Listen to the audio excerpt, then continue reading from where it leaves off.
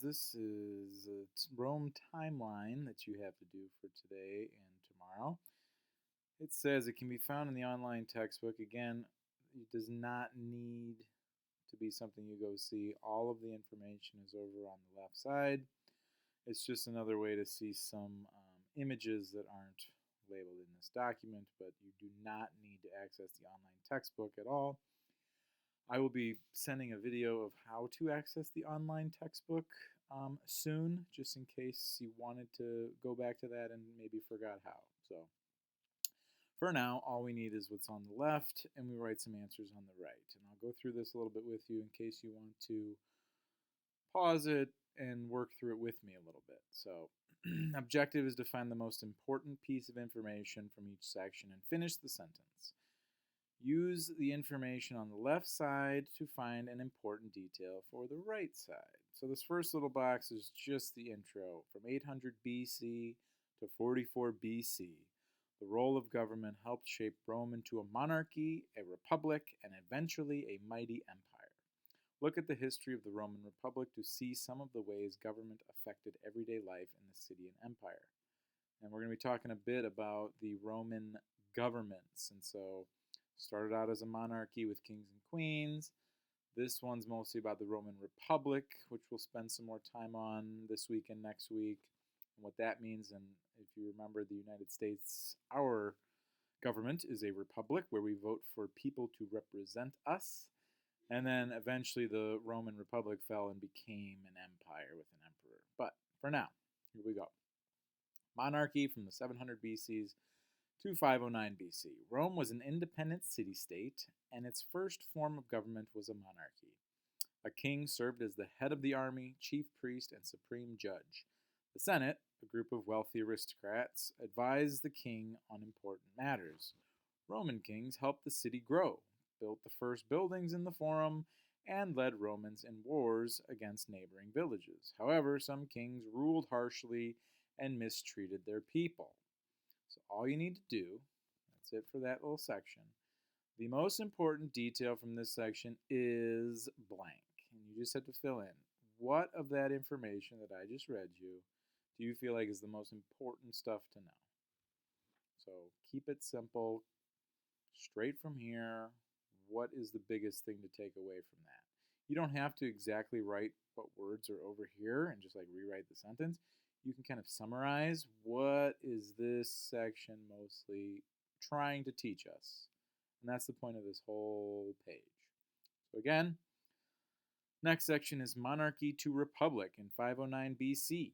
Eventually, Roman aristocrats grew tired of monarchy. The seventh king of Rome, Tarquin the Proud, was especially harsh. In 509 BC, leading Romans, including Lucius Junius Brutus, overthrew the monarchy and formed a republic, a government in which citizens have the right to vote and elect officials. Lucius Junius Brutus is credited with establishing many of the basic institutions of the Roman Republic and may have been one of the first consuls. So again, what is the most important thing based on that? Government in religion. 509 BC. In 509 BC, Romans dedicated the temple of Jupiter Capitolinus to their most important gods, Jupiter, Juno, and Minerva. This main temple in Rome was central to the state's established religion. The Romans believed that acts like temple dedications, prayers, and animal sacrifices would keep the gods happy. The Romans hoped that if the gods were happy, they would give the Romans what they asked for. In Rome, maintaining good relations with the gods was part of the government's job. The government supported the official religion, and top government officials served as priests. Hopefully, some of that sounds familiar. A lot of these ancient civilizations we've talked about, the connection of the government and who's running things versus religion is a big connection. So, what is the most important detail from that about government and religion? Roman expansion and diplomacy, 509 BC to 200s BC. While the Roman people were feared conquerors, they also made skillful use of diplomacy. Conquerors meaning they went and they conquered other countries and other places. They took over. They were feared by other people. The Romans were known to be good at that. The Romans signed treaties with other peoples and required allies to send troops to fight alongside the Romans in their campaigns. With the help of its allies, Rome ruled all of Italy by the 200s BC. What is the most important detail about that stuff? Tribune of the plebs, 494 BC. Roman citizens were divided into two orders. The patricians were members of the oldest families in Rome, and the plebeians, those who did not come from famous old families, were the majority of the Romans. It's upper class and then middle to lower class. So upper class are the patricians, middle to lower class, where there was more people, are the plebeians, kind of like those, social pyramids that we've always talked about.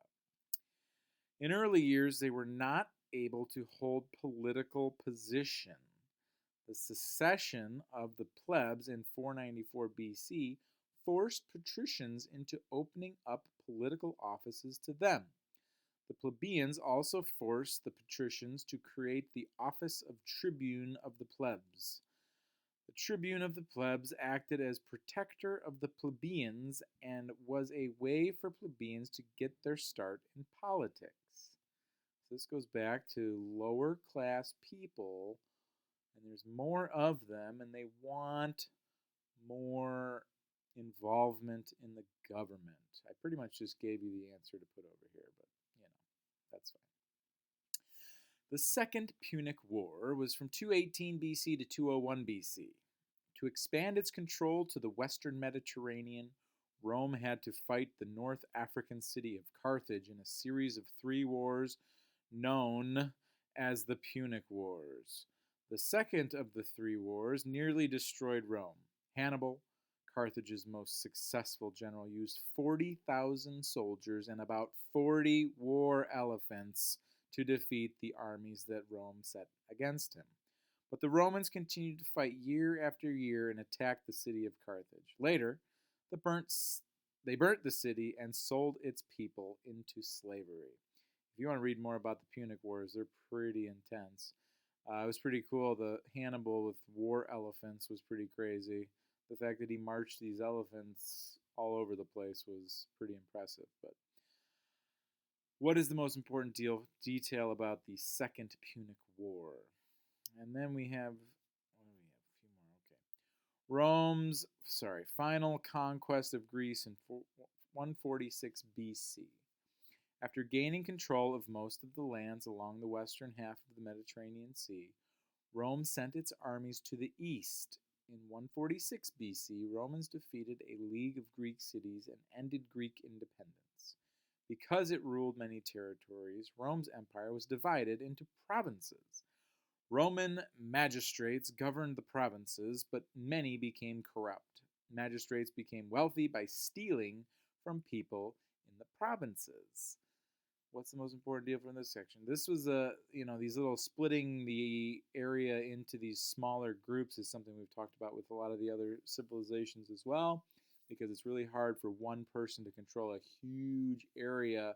So they split it up and they put other people in charge of these other areas, but then those other people can sometimes want more power and they start going against the main person. And not all of them are nice either. They start stealing from the people in their provinces. The Social War, 98 BC to 90 BC. Only citizens could participate in government in the Roman Republic. Non-citizens had no role in government. That sounds familiar, just like the Greeks.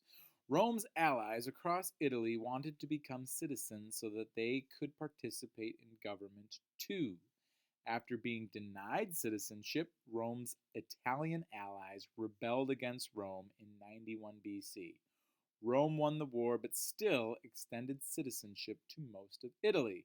So even though they won the war, the people who started the war because they wanted citizenship kind of got what they wanted too. So, what's the most important detail? Again, I probably just gave you the answer if I'm not speaking too fast for you. Spartacus's revolt, 73 BC to 71. Spartacus is a pretty famous name. Maybe you've already heard it before.